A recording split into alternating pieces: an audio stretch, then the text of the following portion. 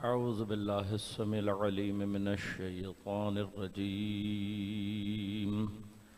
बिस्मिल्लाहिर रहमानिर रहीम। अल्हम्दुलिल्लाहिल्लज़ी हदाना लिहाज़ा वमा कुन्ना लिनहतदिया लौला अन हदानल्लाह लक़द जाअत रुसुलु रब्बिना बिलहक़।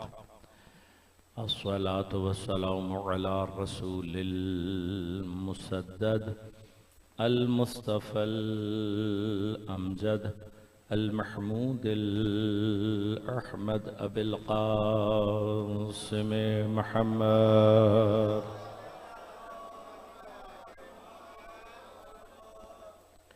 वस्सलातु वस्सलामु अला असदिल्लाहिल गालिब गालिब अला कुल्ले गालिब अली इब्न अबी तालिब।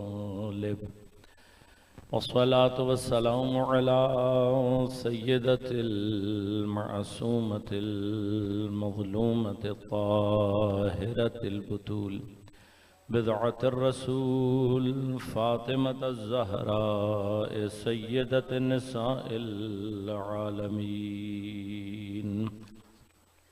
वस्सलातु वस्सलामु अलल हसनिल मुज्तबा वल हुसैनिल मज़लूम व अहले बैतिहि तय्यबीन ताहिरीन अल मअसूमीन अल मज़लूमीन अल मुंतजबीन अल मुंतखबीन ला सियमा बक़ियत अल्लाह फिल अरज़ीन रूही व अरवाहुल आलमीना लितुराबि मक़दमिहिल फ़िदा व लअनतुल्लाहि अला अअदाइहिम अजमईन। अम्मा बाद क़ालल इमामुन नक़ी अलैहिस्सलातु वस्सलाम फ़ी ज़ियारतिल जामिआ अस्सलामु अलैकुम या अहल बैतिन नबुव्वा व मौज़िअर रिसाला व मुख़्तलफ़ल मलाइका व मअदिनल वाहि व महबतल वाहि। सलावत भेजिएगा एक मरतबा मोहम्मद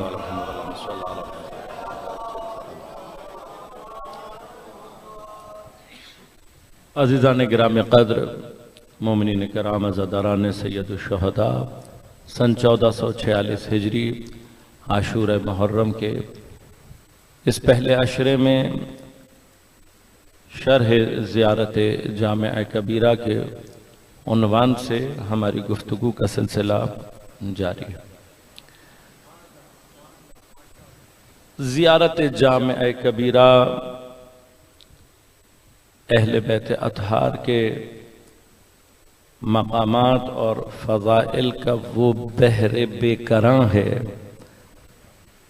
कि जब से ये ज़ियारत नक़ल हुई है आज तक सिर्फ उलमा और उरफ़ा इस बहर से कुछ सदफ हासिल कर पाए हैं। लिहाजा कोई भी आलिम, हम तो बहुत अदना से तालिब इल्म हैं, कोई भी आरिफ इस बात का इद्दआ आज तक नहीं कर सका कि ज़ियारत जामिआ कबीरा का हक़ उसकी शरह के साथ अदा हो सकता है।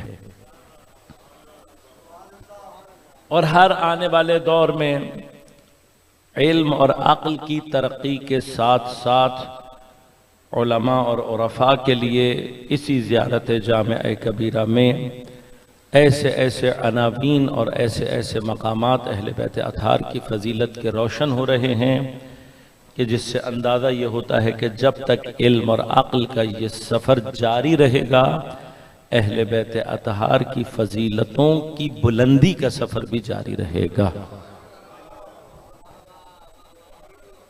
लिहाजा हर एक मरहले पर आकर और फिर इंशाअल्लाह मैं तफसीलात अर्ज करूँगा, बाज़ मकामात अर्ज करूँगा आपकी खिदमत में। ज़ियारत के फ़लसफ़े के उन्वान से कल मैंने एक इब्तिदाई गुफ्तगू आपकी खिदमत में पेश की कि अपने लफ्ज़ी माना के एतबार से ज़ियारत बाकी तमाम जगहों से अपना रुख फेर देने के माना में है, और अगर सीने के ऊपर का हिस्सा मुराद लिया जाए तो अपने रुख को मजूर, जिसकी ज़ियारत का कस्द है, जिसकी ज़ियारत की जा रही है, अपने आप को, अपने रुख को उसकी तरफ कर देना, ये ज़ियारत कहलाता है। अब ये ज़ियारत के एक लफ्ज़ी और लुग़वी माना है, लेकिन इस्तिलाह में यकीनन ज़ियारत का जो माना है वो इससे ज़्यादा वसी है। लेकिन चूंकि जब भी इंसान किसी से मुलाकात के मरहले में आता है तो रूबरू होता है, सीने के सामने, सामने की तरफ होता है। कुछ अफराद खड़े हुए हों और आप मुलाकात करना चाहें लोगों से, तो हर शख्स की तरफ अपना रुख करके आप अपनी मुलाकात उससे अंजाम देते हैं। अब इसका मतलब यह हुआ कि ज़ियारत के अपने माना के अंदर मुलाकात और इत्तिसाल की कैफियत पाई जाती है। वो मुलाकात का अपना माना, लिक़ा का माना किसी चीज से वस्ल हो जाना, किसी चीज से मिल जाना। मुलाकात का माना क्या है? किसी शय से मिल जाना। लिहाजा ज़ियारत की कैफियत बुनियादी तौर पर अपने माना में मुलाकात की कैफियत को साथ लिए हुए है। लिहाजा अब इंशाअल्लाह मैं अर्ज करूंगा मकामात आपकी खिदमत में। आज सिर्फ इशारा कर देता हूं कि जब हम ज़ियारत आइम्मा का कस्द करते हैं और हमारे जहनों में मुलाकात का तसव्वुर न हो, हमने ज़ियारत का कस्द किया हुआ है, मुलाकात का कस्द, मुलाकात जहन में ना हो, तो इसका माना यह है कि हमें ज़ियारत समझ में ही नहीं आई है। लिहाजा अदब ज़ियारत के उन्वान से कुछ चीजें बयान की गई हैं, उनमें से एक आध मकामात अर्ज करूंगा। तमाम के तमाम मकामात ज़ियारत इंसान की नफ्सियात और साइकोलॉजी के साथ साथ, देखिए जब आप जाते हैं, आमतौर पर दो सूरत हाल हैं। अगर आप कहीं जाएं किसी मकान को खरीदने की नीयत से, या फर्ज करें कि आपने रेंट पे लेना हो, किराए पे घर लेना हो, तो आमतौर पर यह होता है जब इंसान ऐसी जगह जा रहा हो जो उसने खरीदनी है या किराए पर लेनी है, खुद उसने अपना मस्कन उसको करार देना है, तो आपकी तवज्जो कभी भी उसमें रहने वालों पर नहीं होती। मसलन आप घर देखने गए तो आपको इससे गरज नहीं है कि इस घर में कितने लोग रहते हैं। आपने खरीदनी है, किराए पर लेनी है, तो अगर पहले से कोई रह रहा हो तो आपको तो इससे गर्ज नहीं पड़ता, आपको फर्क नहीं पड़ता कि कितने लोग रह रहे हैं, इनकी तादाद कितनी है, कौन है, कैसा है, क्या करता है, आपको कोई मतलब नहीं है। आप जाएंगे, अगर कोई रह रहा है तो उससे कहेंगे भाई हम घर खरीदने आए हैं, हमें घर दिखा दो। वो आपको कहेगा घर देख लें। अब आप घर वालों को नहीं देखेंगे,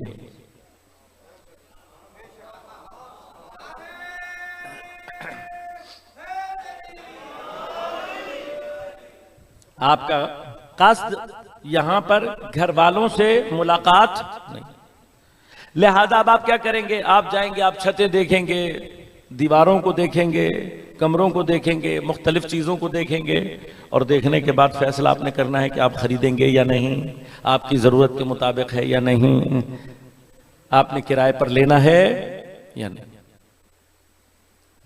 अब मैं अगले मरहले में दाखिल होऊंगा, लेकिन एक मिनट के लिए यहीं रोक कर आपसे पूछूं, अगर कोई ज़ियारत आइम्मा पर चला जाए, करबला से हो आए, नजफ से हो आए, सामर्रा से हो आए, काज़मैन से, तमाम मकामात ज़ियारत से हो गए, हज बैतुल्लाह कर कर आ जाए, और जब आप उससे पूछें वो कहे हाँ छतें बड़ी अच्छी थी, दरवाजे बड़े अच्छे थे, कमरे बड़े चौड़े चौड़े थे।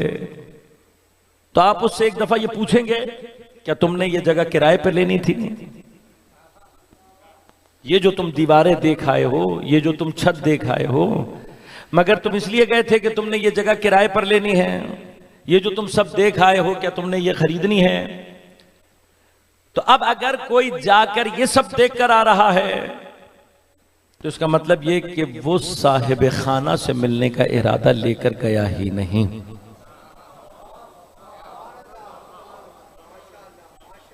वो साहिब रोजे से मुलाकात का इरादा लेकर नहीं गया था। लिहाजा अब अगर आपने किसी घर जाना हो लेकिन आपका कस्द उसमें रहने वाले लोगों से मुलाकात हो, जैसे कि आमतौर पर होता है, आप अपने किसी दोस्त किसी अजीज के पास जाते हैं तो आमतौर पर यह होता है कि जब आप जाते हैं उसके घर तो आप उससे मिलते हैं, बाज़ औक़ात तो आपको जहां बैठा देता है वहीं बैठ जाते हैं, वहीं से बात करके मुलाकात करके वहीं से उठ कर आ जाते हैं। आप नहीं देखते घर कितना बड़ा था, छतें कैसी थीं, दरवाजे कैसे थे, दीवारें कैसी थीं। बाज़ औक़ात आपको पता ही नहीं लगता कि ये चीजें थी भी या नहीं थी। क्यों? आपका कस्द और आपकी गर्ज उस घर में रहने वालों से मुलाकात करना था।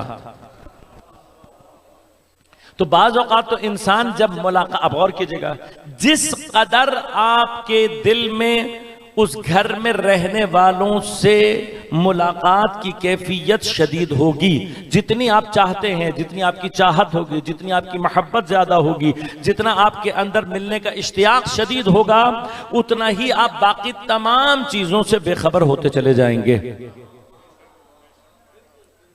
आपको इस बात से गरज ही नहीं होगा कि घर के अंदर क्या है, घर के बाहर क्या है। आपका गरज चूंकि साहिब खाना है, आप उससे मिलने के लिए गए हैं। अब जितनी उसकी मंजिलत आपके नजदीक ज्यादा होगी, जितनी आपका उससे मिलने का इश्तियाक ज्यादा होगा, जितना आपकी नजर में उसका मर्तबा ज्यादा होगा और आप उससे मिलने के मुश्ताक होंगे, उतना ही आप दीगर तमाम चीजों से बेखबर होते चले जाएंगे। बस अब याद रखिएगा, जितना आप बाकी तमाम चीजों से बेखबर होकर उस साहिब खाना से मुलाकात के अंदर मुनहमिक होते चले जाएंगे, उतना ही आपकी उसकी जियारत की कैफियत शदीद होती चली जाएगी।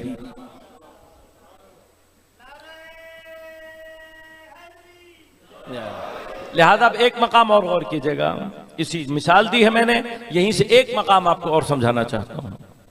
वो मरहला यह है कि आप अगर किसी मकान में किसी जगह पर दाखिल होना चाहते हैं और आपके जहन में 100% ये बात हो कि ये मकान ये जगह खाली है, तो आप बेधड़क चले जाएंगे, कोई आवाज नहीं लगाएंगे। क्यों? आपको यकीन है कि ये घर ये जगह खाली है।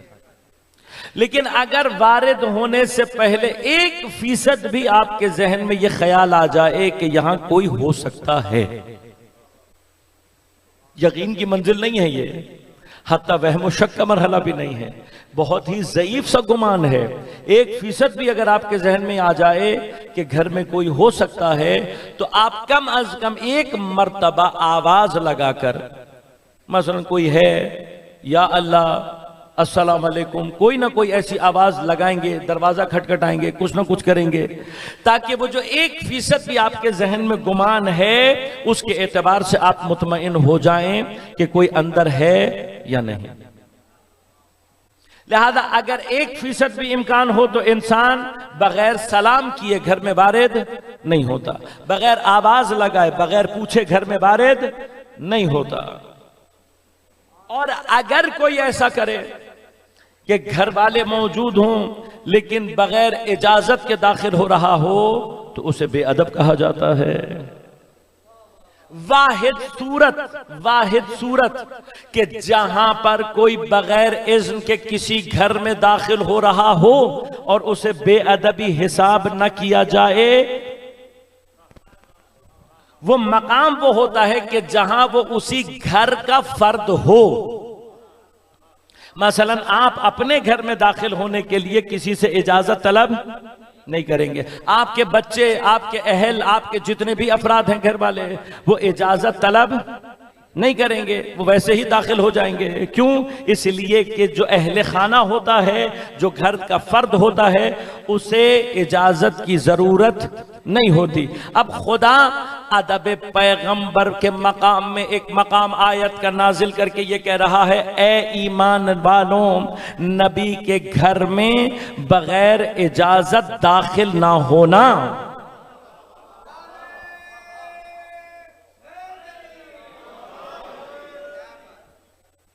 सूरह मुबारक है हुजरात, अदब पैगंबर अकरम सल्लल्लाहु अलैहि वसल्लम के पैगंबर के मुकाबले पर मुसलमानों के अदब की कैफियत क्या होनी चाहिए, कि कभी मौजू रहा तो इंशाअल्लाह वहाँ पर आपकी खिदमत में अर्ज करूँगा कि खुदा जब पैगंबर से मुतअल्लिक़ अदब को बयान करता है तो फरमाता है, ख़बरदार अपने आप को पैगंबर से आगे मत बढ़ाना, न फिज़िकली तौर पर आगे बढ़ाना, न हुक्म में पैगंबर के आगे बढ़ाना। ख़बरदार अपनी आवाज़ों को पैगंबर की आवाज़ से बुलंद न करना। खबरदार पैगंबर को ऐसे आवाज न देना जैसे तुम एक दूसरे को आवाज दिया करते हो। फिर फरमाया, अगर तुमने इनमें से कोई एक अमल भी अंजाम ऐसा दिया, हम तुम्हारे सारे आमाल नाबूद कर देंगे।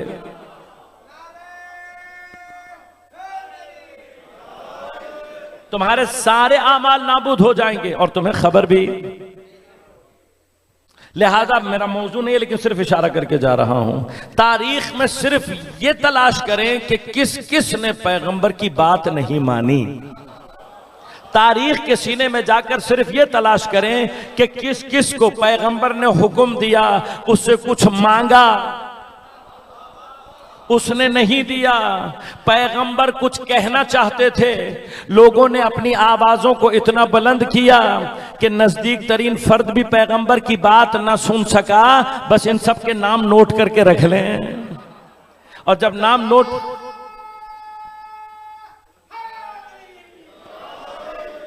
ये नाम नोट करके अपने पास रख लें। भाई जिस जिसने अपनी आवाज को पैगंबर की आवाज से बढ़ाया, जिस जिससे पैगंबर ने कुछ मांगा उसने नहीं दिया, जिस जिसको पैगंबर ने कहा कि ओसामा के लश्कर के साथ चले जाओ और खबरदार वापस ना आना,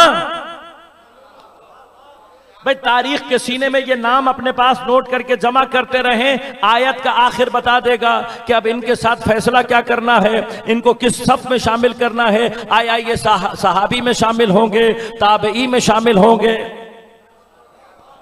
ये तो बात का मसला है ना। अब नाम नोट करके रखें और कुरान का हुक्म सामने रखें। कुरान क्या कह रहा है, इनके सारे आमाल जाया कर दिए जाएंगे। जब सारे आमाल जाया हो जाते हैं तो सिर्फ नमाज और रोजे का मसला नहीं है, ईमान लाना भी अमल है, कलमा पढ़ना भी अमल है। अल्लाह कह रहा है जिस किसी ने ये हरकतें की उसके सारे आमाल हफ्त हो जाएंगे, यानी उसका ईमान जाया, उसका कलमा जाया। लिहाजा अगर कोई अदबे पैगंबर में बेअदबी करे, बारगाह पैगंबर में बेअदबी करे और उसको सजा ना मिले, तब भी उसके लिए जरूरी है कि तजदीद ईमान करे, दोबारा से कलमा पढ़े।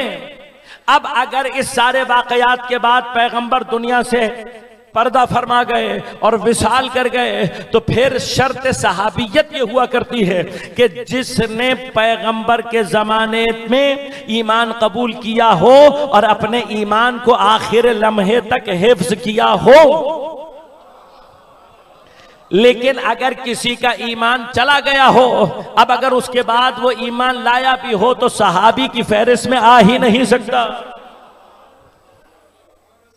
कानून है, जब सारे आमाल जाया हो गए। लिहाजा अज़ीज़ान मन, अदब बारगाह पैगंबर ये है। इसी तरह से अल्लाह फरमाता है कि देखो खबरदार, पैगंबर के घर में दाखिल होने से पहले इज़्न लो। बस कुछ लोग ऐसे थे जो बगैर इज़्न के पैगंबर के घर में दाखिल हुआ करते थे, इनके आने से पैगंबर को अज़ियत हुआ करती थी। अल्लाह ने आयत नाजिल करके कहा, खबरदार बगैर इजाजत के घर में दाखिल ना होना, और अगर पैगंबर इजाजत ना दें तो घर के बाहर खड़े भी मत रहना।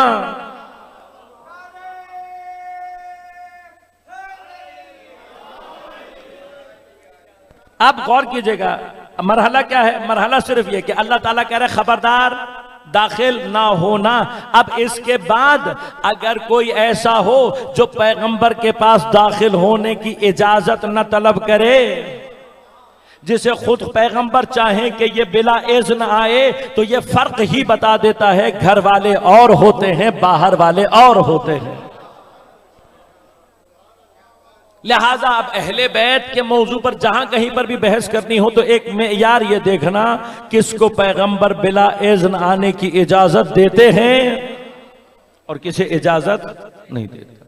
लिहाजा अदब का तकाजा यह है। अब जब आपको 1% भी ये इम्कान हो जाता है कि घर में रहने वाला कोई है तो आप आवाज लगा कर जाते हैं। लिहाजा तमाम जियारत नामों का उसूल यह है कि आप एक मर्तबा दरवाजे पर खड़े होकर इज़्न तलब करें। तमाम जियारत नामों में है। अब ये इंसान की नफ्सियात और साइकोलॉजी से नजदीक है। क्यों करवाया गया हमसे? इसलिए कि जब हम दरवाजे पर खड़े होकर इज़्न ले रहे होंगे तो इंसान की नफ्सियात खुद ये कहती है, इसका मतलब यह है कि यहां कोई साहिब मकान मौजूद है। दूसरा मरहला क्या है? दूसरा मरहला यह है, इसका माना यह है कि मैं यहां मकान देखने नहीं आया हूं, साहिब मकान से मुलाकात करने आया हूं। लिहाजा ज़ियारत का असल क़स्द क्या है? इस मुलाकात की कैफियत। सिर्फ एक मकाम अर्ज करूंगा कि कुछ मकामात ऐसे हैं कि जहां पर रिवायात ने कुछ लोगों को अल्लाह का ज़ाइर करार दिया है। 5 अफराद ऐसे हैं कि जिनको आइम्मा ने अहादीस में क्या करार दिया? ज़ाइरुल्लाह, अल्लाह का ज़ाइर। एक मकाम पर फरमाया कि जितने भी हुज्जाज कराम हैं जो ज़ियारत बैतुल्लाह के लिए जाते हैं, चाहे उम्रे के क़स्द से जाएं, ज़ाइर बैतुल्लाह दरवाक़े ज़ाइरुल्लाह होता है, अल्लाह की ज़ियारत करने। बैतुल्लाह के बाद अगर किसी मकान की ज़ियारत को अल्लाह की ज़ियारत कहा गया है तो वो ज़ियारत रोज़ा इमाम हुसैन अलैहिस्सलातु वस्सलाम है।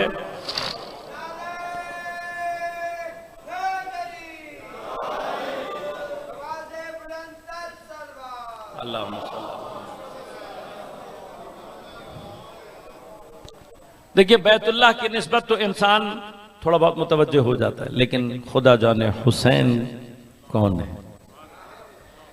इंसान कष्ट करके जाता है हुसैन से मुलाकात का, और मुलाकात उसकी किससे होती है? परवरदिगार से। उसके बाद फरमाया कि कौन लोग हैं जो ज़ाइरुल्लाह हैं? फरमाया अहले मस्जिद, जिनको मस्जिद के अहल के उन्वान से पहचाना जाता। उसके बाद चौथा मरहला कौन है ज़ाइरुल्लाह? फरमाया वो शख्स जो एक नमाज के बाद दूसरी नमाज का मुंतजर होता है।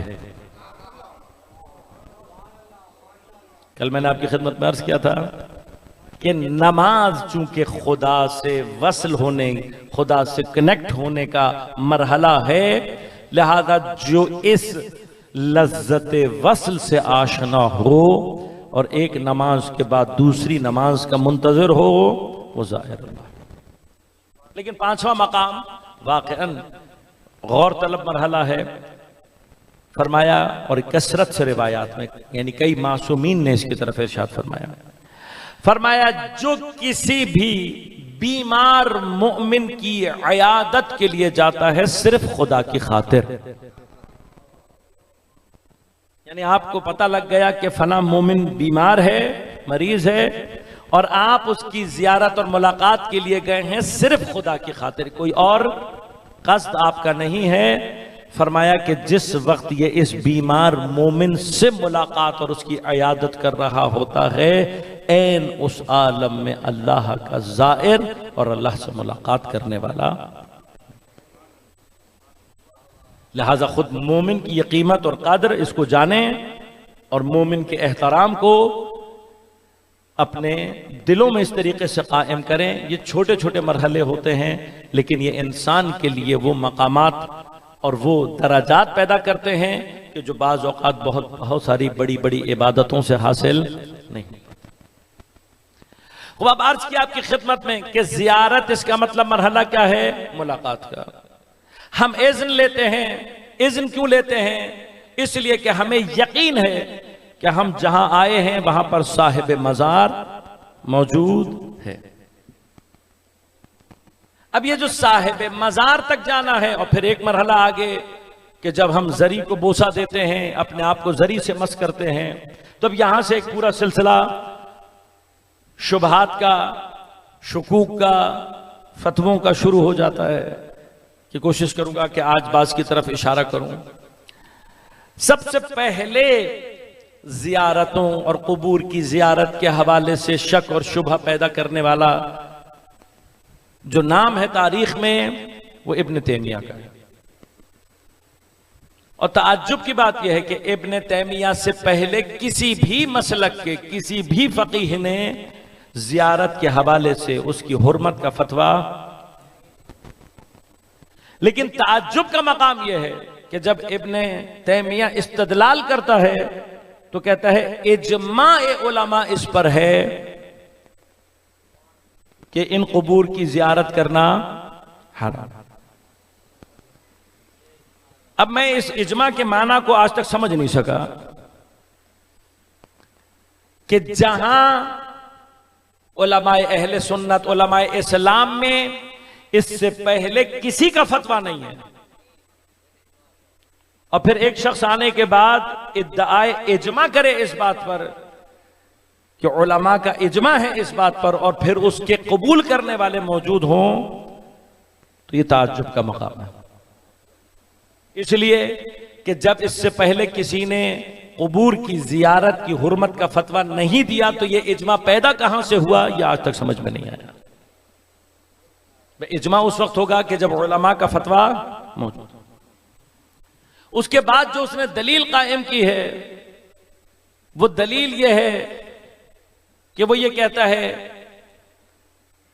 कि पैगंबर से हदीस ये आई है कि 3 मस्जिदों के अलावा कहीं का किसी और मस्जिद का कस्द करना हराम।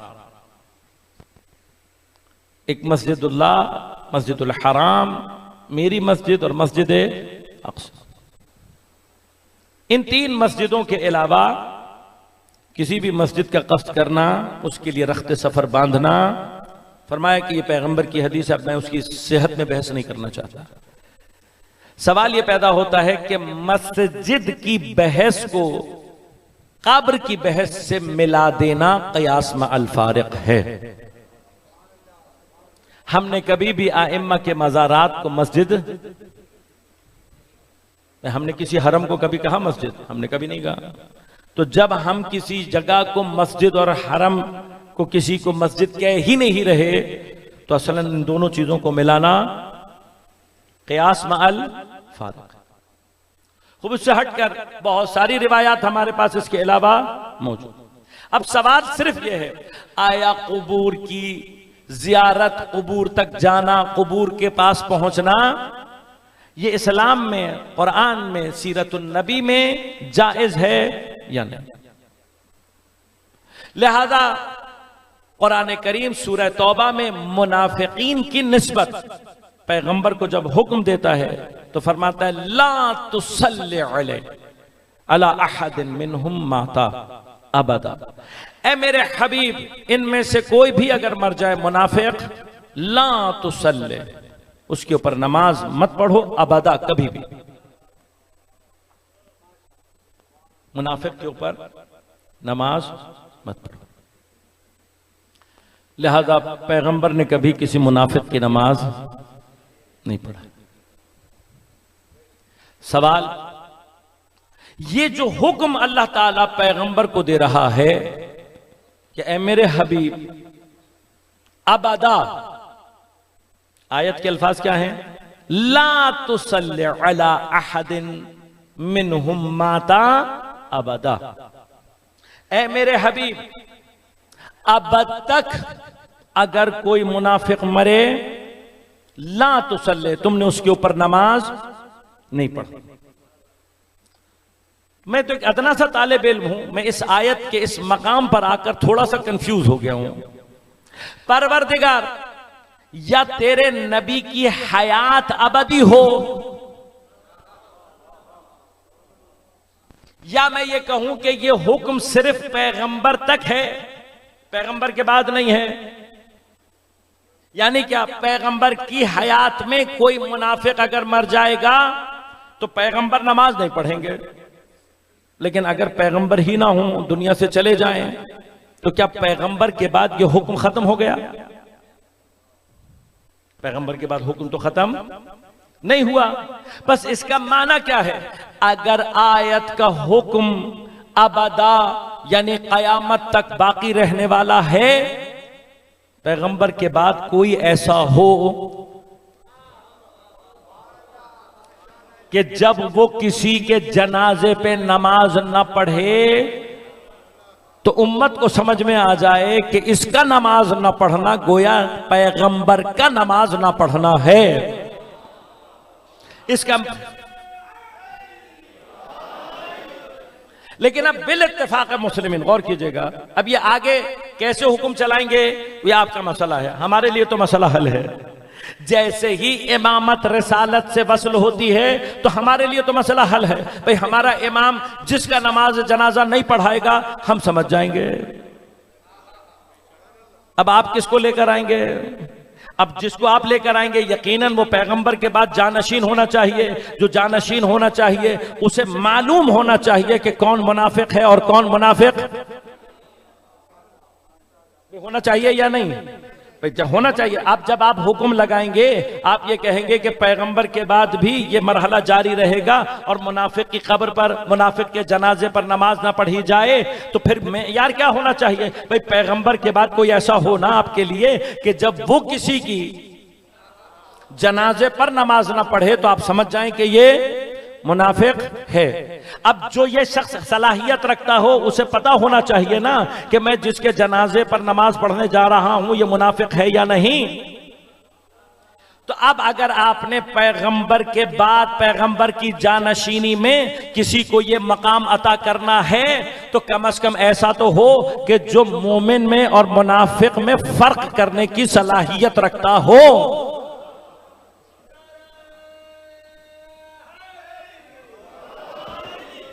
तो अब मुझे नहीं पता, लेकिन मैं तारीख जो थोड़ा बहुत जानता हूं उस तारीख का मसला यह है कि पैगंबर के दुनिया में जाने से पहले आखिरी जो वाकयात पेश आए हैं उनमें से एक गजवा तबूक है। और गजवा तबूक वो वाहिद गजवा है जिसमें हजरत मौला कायनात को अपने साथ लेकर नहीं गए।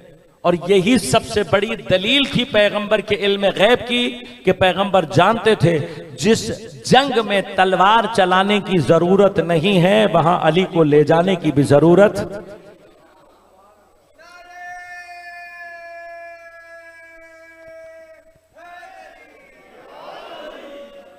तो अब जब हजरत नहीं गए, अब ये अल्लाह एहतमाम करता है, यह एहतमाम था कि जब हजरत अमीर नहीं गए तो फिर जितने भी मुनाफिकीन थे उनको एक मौका ये मिला। उन्होंने कहा भाई अब मुहाफिज रसूल चूंकि साथ नहीं है तो ये बड़ा अच्छा मौका है, हम रास्ते में कहीं पैगंबर को शहीद कर देंगे ताकि हमारा मकसद और हदफ हासिल हो जाए। तो लिहाजा पूरे का पूरा मुनाफिकों का टोला रवाना हो गया। साथ साथ अब मुझे नहीं पता कौन है ये, मैं नहीं जानता, लेकिन ये लोग चले गए। और जब वापसी पर आ रहे थे तो आप अभी भी गूगल पे उक़बा, वाक़ए उक़बा या दर्रे उक़बा लिखेंगे, ये पूरे का पूरा वाक़या आपके सामने आ जाएगा। कुरान की आयत इस वाक़यात के ऊपर सबसे बड़ी दलालत। हुआ क्या, जब उक़बा के दर्रे के पास पहुंचे हैं तो अल्लाह तबारक व तआला ने अपने हबीब को इन मुनाफिकों के इरादे की खबर दी। और अल्लाह ने कहा, ए हबीब ये कुछ मुनाफिक हैं तुम्हारे सहाबियों की फहरिस्त में, तुम्हारे सहाबियों की फहरिस्त में ये कुछ मुनाफिक हैं और इनका इरादा यह है कि तुम्हें गाफिल करके शहीद कर दें। लिहाजा अब पैगंबर ने इन मुनाफिकीन से अपने आप को महफूज रखने के लिए स्ट्रेटेजी क्या बनाई? स्ट्रेटेजी ये बनाई कि पैगंबर ने सारे लश्कर को कहा कि तुम पहले जाओ,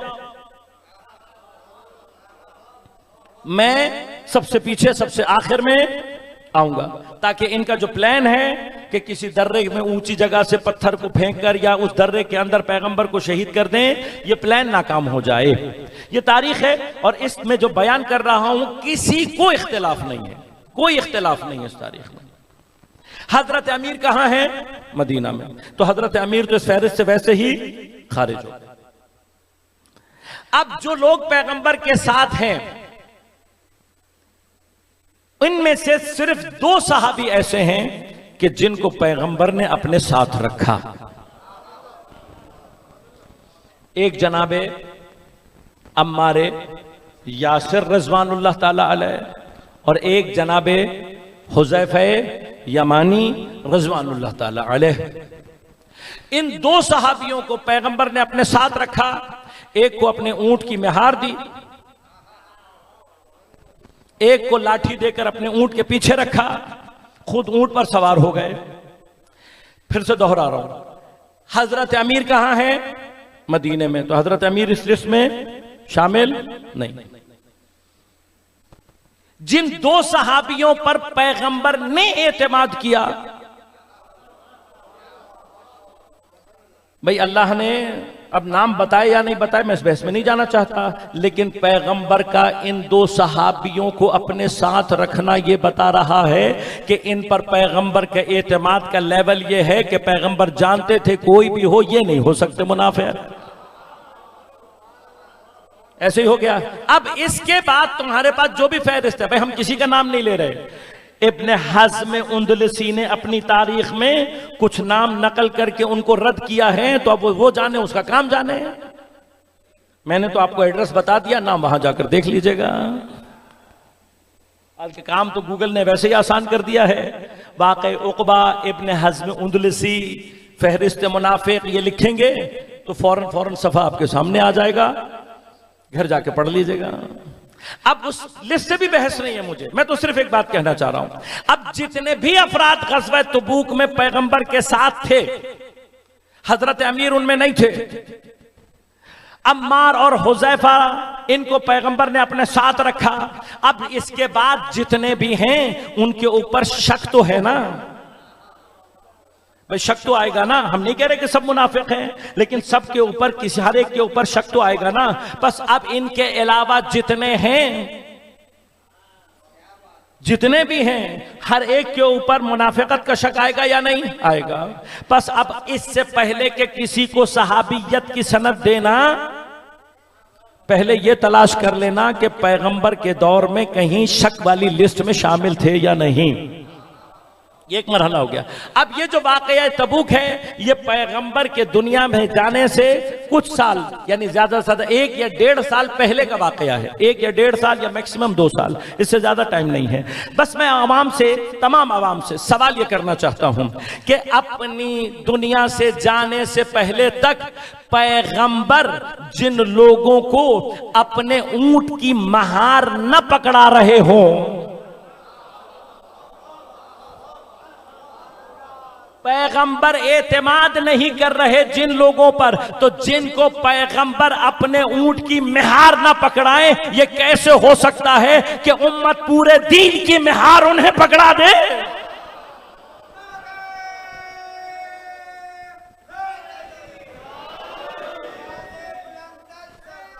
अल्लाह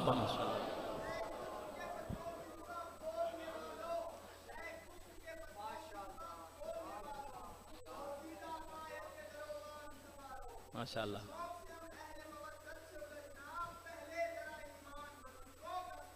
सुभान अल्लाह, सुभान अल्लाह, सुभान अल्लाह, माशाअल्लाह, माशाअल्लाह, सलामत रहे। लिहाजा जिदाने मन, मरहला क्या है? मरहला ये है कि कुरान दलालत कर रहा है इस बात पर, तारीख मौजूद है कि वो अफराद कि जो 2 साल पहले तक जिन पर पैगंबर ये एतमाद नहीं कर रहे कि अपने ऊंट की मेहार उनको पकड़ाएं, आप पैगंबर के बाद पूरे दीन का इंतजाम उनके हाथ में दे दें, ये पहला मरहला है। लेकिन अब इसके बाद तारीख क्या कह रही है? तारीख ये कह रही है कि खिलाफत के मराहिल पर आने वाले अफराद की एक बड़ी तादाद वो थी कि जिनको तारीख ने उनके नाम नोट किए, मैं नहीं लूंगा, मसाइल संगीन हो जाते हैं थोड़े से, लेकिन है कि अपने आप को खलीफतुल मुस्लिमीन जानशीन रसूल कहने वाले हैं, लेकिन उनके बारे में तारीख में लिखा है कि जब भी पैगंबर के बाद कोई मरता था तो वो ये देखते थे कि इसके जनाजे में हुज़ैफा और अम्मार में से कोई शामिल हो रहा है या नहीं। तारीख है, ये तारीख है, थोड़ी सी तारीख पढ़ोगे तो बहुत सारे मरहले हल हो जाएंगे। अब जो शख्स सिर्फ ये जानने के लिए कि कौन मुनाफिक है और कौन मुनाफिक नहीं है, अम्मार और जनाबे हुज़ैफा को अपना मेयार करार देता हो, तुम उसे ईमान और निफाक का फर्क करने वाला करार दो, तो जिसे खुद ना पता हो वो तुम्हें कहां से फर्क करके देगा।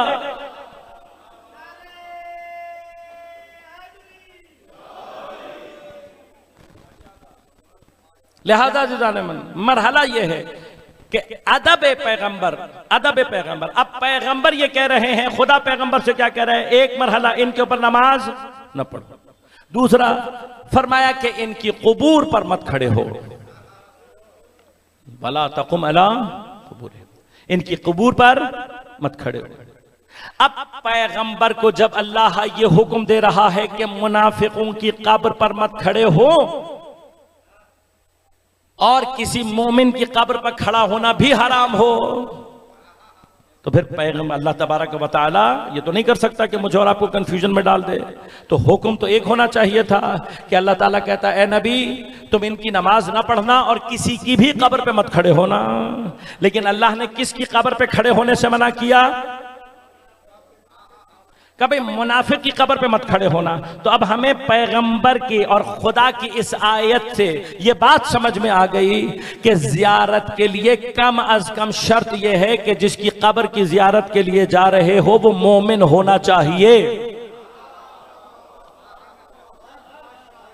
लिहाजा बाज लोग हमसे सवाल कर लेते हैं, कहते हैं भाई तुम फला जगह क्यों नहीं जाते? तो जवाब बहुत वाज़े है, हमें सिर्फ मोमिन की जियारत का हुक्म दिया गया है। बस अगर मोमिन की जियारत जायज है तो अमीरुल मोमिनीन की जियारत। लिहाजा जाने मन मरहला सिर्फ यह है कि जब यह कहा जाता है कि जी मना है, तो मना सिर्फ अल्लाह ने मुनाफिकीन की कबूर पर जाने के लिए पैगंबर को किया। ना पैगंबर जाते हैं ना हम जाते हैं। हमने पैगंबर से सीखा है कि हम मुनाफिकीन की कब्र पर नहीं जाते। इस दलील के मुकाबले पर आखिरी जो दलील है वो ये कहते हैं कि जी आप जाते हो और सलाम करते हो, जबकि अल्लाह ने पैगंबर को ये कहा है कि वमा अंत बिमुस्मिइन मन फिल क़ुबूर। अल्लाह ने पैगंबर से कहा, क्या कहा? वमा यस्तवियल अहया वलल अमवात। ए मेरे हबीब, जिंदा और मुर्दा बराबर नहीं, और खुदा जिसे चाहे मनतशा, जिसे चाहे खुदा उसे सुना सकता है। लेकिन ए मेरे हबीब, तुम सुनाने वाले नहीं हो, तुम सुनाने वाले नहीं हो। मन फिल क़ुबूर, जो कब्र के अंदर है, तुम उसे सुना नहीं सकते। कि जब पैगंबर किसी को जो कब्र के अंदर है उसे नहीं सुना सकते, तो तुम जो कब्र पे खड़े होकर सलाम करते हो, ज़ियारतें पढ़ते हो, तो जब पैगंबर नहीं सुना सकते, पैगंबर की बात वहां नहीं पहुंच सकती, तो तुम्हारी कैसे पहुंचेगी? तो हम कहते हैं थोड़ा सा कुरान और पढ़ लो। खुदा ने अब जब कहा है, मैं इसके जवाब भी दूंगा आपकी खिदमत में, कि पैगंबर को जो अल्लाह ताला कह रहा है कि मुर्दा और जिंदा बराबर नहीं है और तुम जो कबूर में हम उसको नहीं सुना सकते, इसका खुलासा यह है कि जो मर के कब्र में हो उसे सुनाया नहीं जा सकता, मुर्दा को नहीं सुनाया जा सकता। लेकिन कुरान सूरह मुबारक रोम में पैगंबर से कह रहा है, ऐ मेरे हबीब, तुम मुर्दा को सुना नहीं सकते। इन्नका ला तुस्मिउल मौता, तुम मुर्दा को नहीं सुना सकते। फिर साथ ही साथ फरमाया और ना तुम उस बहरे को सुना सकते हो जो अपना रुख तुमसे फेर ले। लेकिन इसके बाद की आयत बड़ी अजीब है। फरमाया ए मेरे हबीब, इसी तरह से तुम किसी नाबीना को उसकी गुमराही से हिदायत नहीं कर सकते। बस अल्लाह ने क्या कहा, तुम मुर्दे को नहीं सुना सकते, ऐसे बहरे को नहीं सुना सकते जो तुमसे पुश्त फेर ले। और फिर फरमाया तुम किसी अंधे को उसकी गुमराही से हिदायत नहीं दे सकते। तो मैं अब आखिरी बात से शुरू करूंगा। अंधे को दिखाई नहीं देता, लेकिन क्या अंधे को हिदायत नहीं की जा सकती? देखिए पहले दो मैंने छोड़ दिए, अभी पहले दो की बात नहीं कर रहा, ना नीचे से शुरू करते हैं। अल्लाह ताला कह रहे हैं तुम उस अंधे को कि जो गुमराही में जलालत की तरफ जा रहा हो, गुमराह हो रहा हो, तुम उसकी हिदायत नहीं कर सकते। तो अब अगर मैं आयत का जाहिरी मतलब लूं तो इसका माना क्या होगा कि अगर पैगंबर किसी अंधे को जो किसी गड्ढे में या किसी गलत रास्ते की तरफ जा रहे हों और पैगंबर उसको कहें कि भाई तुम गलत रास्ते पर जा रहे हो, तो क्या उसको सुनाई नहीं देगा? भाई ये काम तो मैं और आप भी कर सकते हैं ना। अगर कोई अंधा गलत रास्ते की तरफ जा रहा हो, आप उसको आवाज देकर हाफिज साहब गलत तरफ जा रहे हो, तो कह सकते हैं ना, आवाज दे सकते हैं, उसका हाथ पकड़कर रोक सकते हैं। भाई बहरा जिसका रुख फिरा हुआ हो वो तो वाकई ना आवाज नहीं सुनेगा। लेकिन फिर भी एक सवाल है, ये जो बहरा पुष्ट करके खड़ा हुआ है, क्या इसको हाथ लगाकर मुतवज्जे करके इशारा करके नहीं बताया जा सकता? तो उसे भी बताया जा सकता है। अब मरहला रह गया सिर्फ मौत का, यानी कि अल्लाह ताला कह रहा है मेरे हबीब तुम नहीं कर सकते, जबकि हो सकता है अंधे को भी रास्ता दिखाया जा सकता है, बताया जा सकता है, गुमराही से रोका जा सकता है। ऐसा बहरा के जो रुख फेर के पड़ा हो उसको भी इंसान मुतवज्जे कर सकता है। अब मरहला सिर्फ क्या रह गया कि जो मुर्दा है उसे सुनाया नहीं जा सकता। बस हम भी यहीं से बात को शुरू करेंगे। इसका वाहिद मतलब यह है कि जो कुरान की नजर में मुर्दा हो, जो कुरान की नजर में मुर्दा हो। अब अगर कोई कुरान की नजर में मुर्दा होगा तो फिर उसे सुनाया, अब उसे तो पैगंबर नहीं सुना सकते, मैं और आप कहां से सुनाएंगे? अल्लाह ताला ने कहा और हम भी ये मानते हैं कि जो कुरान की नजर में मुर्दा होगा उसे नहीं सुनाया जा सकता। ना उसे पैगंबर सुना सकते हैं, ना हम सुना सकते हैं। यहां तक हमने बात मान ली। लेकिन फर्क क्या है, तुम्हारा मुर्दे का मयार नहीं, जिसे कुरान जिंदा कहे वो जिंदा, और जिसे कुरान मुर्दा कहे वो मुर्दा। तो अब मैं कुरान से पूछता हूं कि क्या हर सांस लेने वाला चलता फिरता कुरान की नजर में जिंदा है? क्या हर जनाजे में लेटा हुआ कुरान की नजर में मुर्दा है? अगर कुरान ये कह दे कि हाँ ऐसा ही जिंदा और मुर्दा है तो फिर हम तुम्हारी बात मान लेंगे। लेकिन अब मैं क्या करूं, कुरान ने कुछ चलते फिरतों को देखकर कहा ए मेरे हबीब, ये जो अल्लाह के अलावा दूसरों के दरवाजों पर जाने वाले हैं ये मुर्दा हैं, अमवातुन गैर अहयाइन, ये जिंदा नहीं है। बस अब इसका मतलब क्या हुआ, कुरान की नजर में बाज जिंदा चलते फिरते मुर्दा हैं, और कुछ जनाजों को देखकर अल्लाह ने कहा ए मेरे हबीब इनसे कहो, क्या कहो, वला तक़ूलू लिमन युक़्तलु फी सबीलिल्लाहि अमवात बल अहयाम वलाकिन ला तशऊरून। ए मेरे हबीब इनसे कहना ये जनाजे देखकर ये न समझें कि ये मर गए हैं, खबरदार इनको मुर्दा मत कहना, बल अहया ये जिंदा हैं, वलाकिन ला तशऊरून लेकिन तुम्हें इनकी हयात का शऊर और इदराक नहीं है। अब पूरा आलम इस्लाम बिल इत्तेफाक ये कहता है कि शहीद मुर्दा नहीं होता। कुरान की तस्रीह ही ये है कि शहीद जिंदा होता है। अब अगर उसका जनाजा हो तब भी जिंदा होता है, कब्र के अंदर हो तब भी। अब बहस सुनने और ना सुनाने की कहां पर है? बहस सुनने और सुनाने की ना कब्र से है ना कब्र के बाहर है। बहस सिर्फ इस बात से है जो जिंदा होगा उसे सुनाया जा सकता है, जो मुर्दा होगा उसे सुनाया नहीं जा सकता। अब मुझे नहीं पता कि कौन जिंदा हो सकता है कौन नहीं, लेकिन बता दिया कुरान ने कि जो कोई भी शहीद है वो हत्ता मरकर भी जिंदा होता है। अब मैंने मौला से पूछा कि एक ऐसा मयार मिल जाए कि हम फर्क कर दें कि कौन दुनिया से जाने वाला जिंदा है और कौन मुर्दा है, ताकि किसी की कब्र पर जा सकें, किसी की कब्र पे ना जाएं। तो मयार पैगंबर ने ये देकर कहा कि ये एक मर्तबा हमेशा के लिए मयार बना लो, माता अला हुब्बे आले मोहम्मद, माता अला हुब्बे आले मोहम्मद माता शहीदा।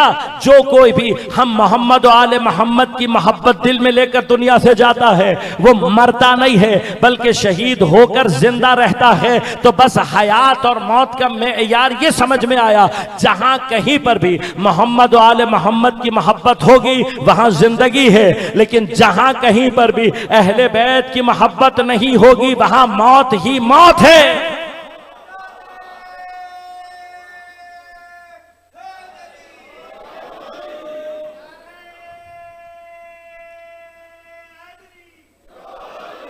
तो भाई हमारा तो तारीखी मसला हल हो गया ना। हमारे बच्चे अक्सर पूछते हैं कि मौलाना हम इतनी दलीलें देते हैं, इनको कुरान भी सुनाते हैं, तारीख भी दिखाते हैं, हदीस भी सुनाते हैं, हर काम कर लेते हैं, इनको सुनाई क्यों नहीं देता, इनको समझाई क्यों नहीं देता। बस मैं याद रखना, खुदा ने कहा ए हबीब तुम मुर्दे को नहीं सुना सकते, तो जो मुर्दा हो उसे पैगंबर नहीं सुना सकता, हम क्या सुनाएंगे।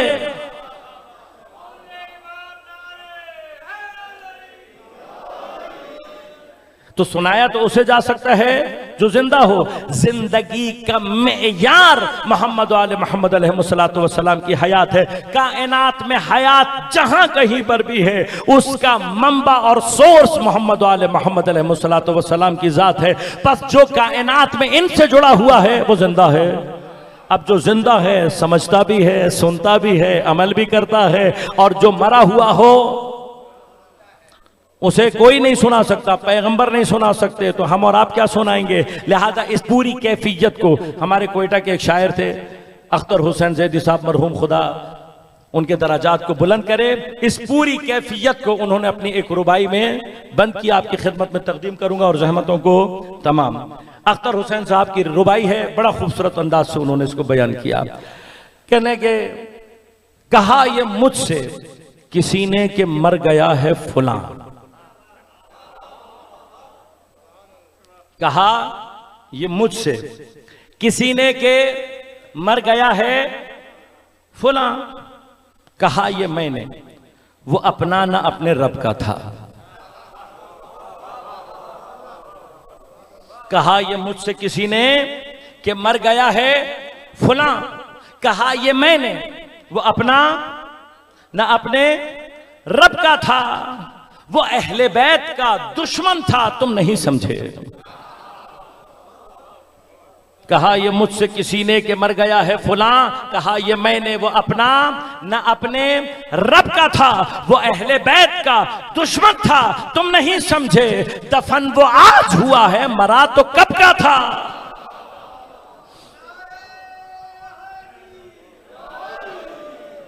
लिहाजा जिदाने मन, अब जो चलती फिरती लाश हो उसे ना पैगंबर सुना सकते हैं ना हम सुना सकते हैं।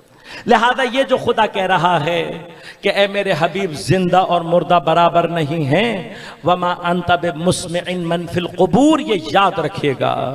ये बदन, इसमें मौजूद रूह अगर मोहम्मद व आले मोहम्मद की विलायत को कल्ब कबूल करती है तो ये बदन है जिंदा।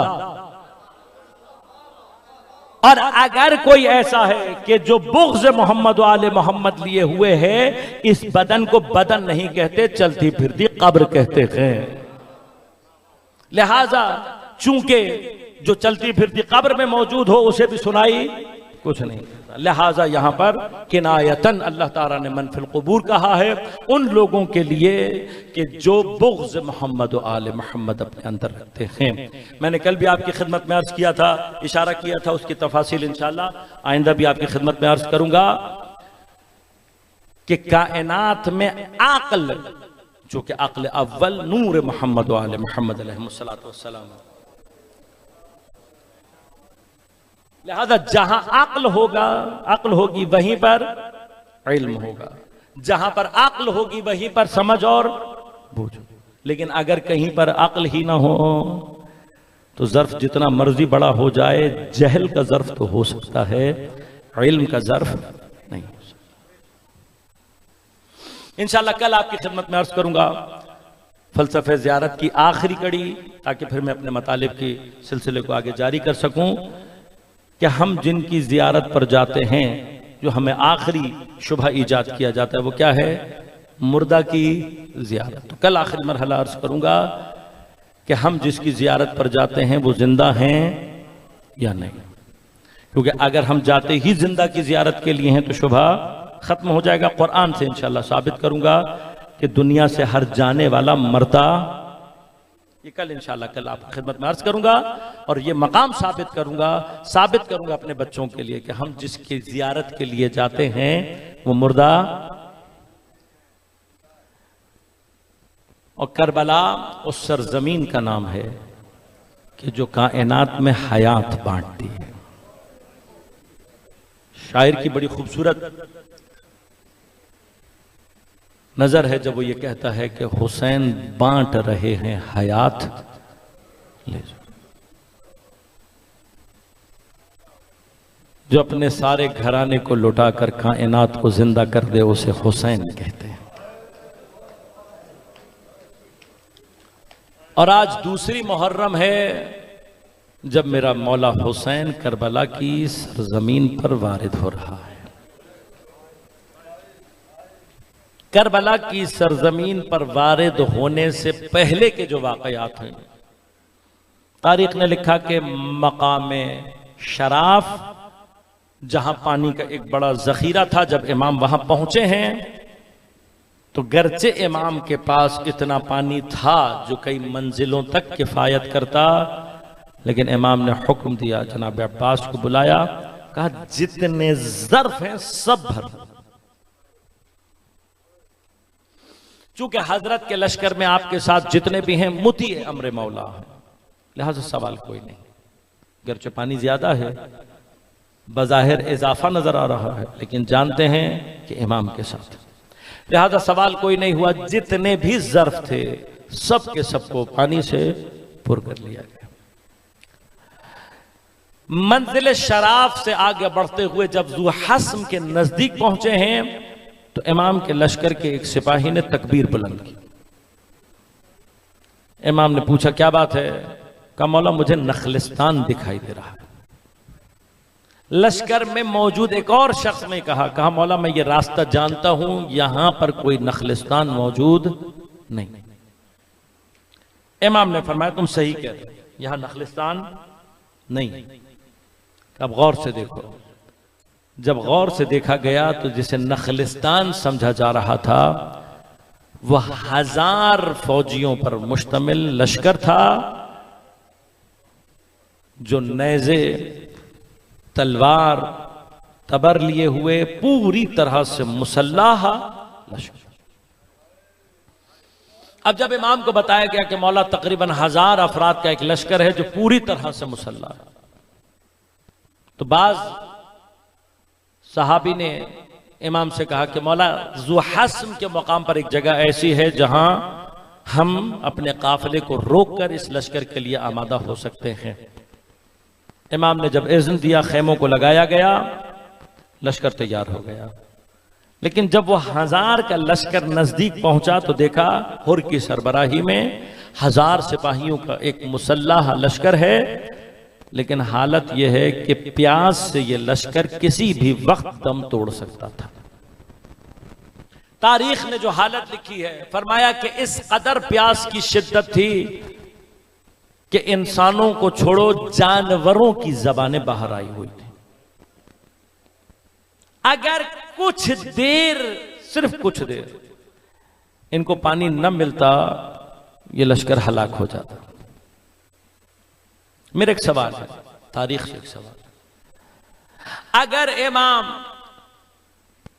वो लश्कर जो लड़ने आया है, वो लश्कर जो मुजाहिमत पेश करने आया है, अगर इमाम जंगी स्ट्रेटेजी के मुताबिक उनसे सिर्फ ये कहते अपने हथियार डाल दो हम तुम्हें पानी पिला देंगे, तो क्या गलत था?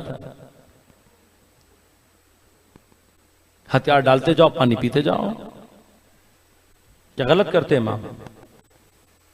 कोई गलती थी यहां पर? कोई गलती नहीं थी। लेकिन तारीख क्या कहती है? इमाम ने कोई शर्त लगाए बगैर जब लश्कर की हालत देखी, कहा अब्बास वो जितना पानी उठाया था सारे का सारा इस लश्कर को पिला दो। मुझे नहीं पता कि लश्करियों ने कितना पानी पिया होगा, लेकिन कहा, तारीख कहती है कि जब सैर हो गए तो इमाम ने कहा अब्बास अब इनके जानवरों को पानी पिलाओ। जानवरों को भी इतना पानी पिलाया गया कि हत्ता जानवर भी सैर हो गए। अब जो बचा हुआ पानी है, इमाम ने फरमाया अब्बास इनके जानवरों के पैरों पर डालो, सुमों पर डालो, ताकि गर्मी की जो शिद्दत इनके अंदर है उसमें कमी पैदा हो। मैं कहूंगा मौला करीम तो आप हैं, लेकिन आज पानी की इतनी करामत, इतनी सखावत, इतना जूद, इतना करम, तो शायद पलट कर जवाब यही आएगा, आज इतना पानी इसलिए पिला रहा हूं कि शायद 8 दिन के बाद इनमें से कोई गैरतमंद ऐसा हो जिसे हुसैन का ये पानी पिलाना याद रह जाए।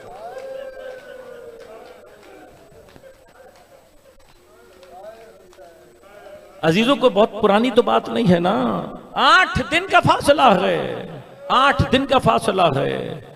ये कौम कैसी थी ये करबला ने वाज़े किया है, जिसको 8 दिन पहले हुसैन ने इस हालत में पानी पिलाया। 8 दिन बाद जब हुसैन अपना 6 महीने का अली असगर लेकर